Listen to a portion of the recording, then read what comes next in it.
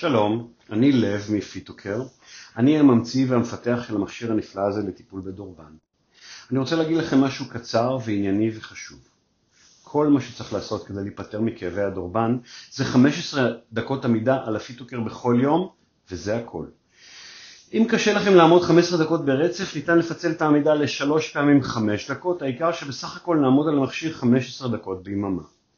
שואלים אותי לעמוד יחף עם גרביים, זה לא משנה, תעמדו איך שנוח לכם. הפיטוקר גם מגיע עם 2 מגבות, נוח לכם לעמוד גם על מגבת או על 2, אין בעיה. העיקר שתעמדו על המכשיר ותזרימו את הדם בכפות הרגליים. זהו, כל מה שאנחנו עושים זה להזרים את הדם בכפות הרגליים. אחרי שבועיים תתחילו להרגיש הקלה משמעותית. זה לא סיפור מסובך.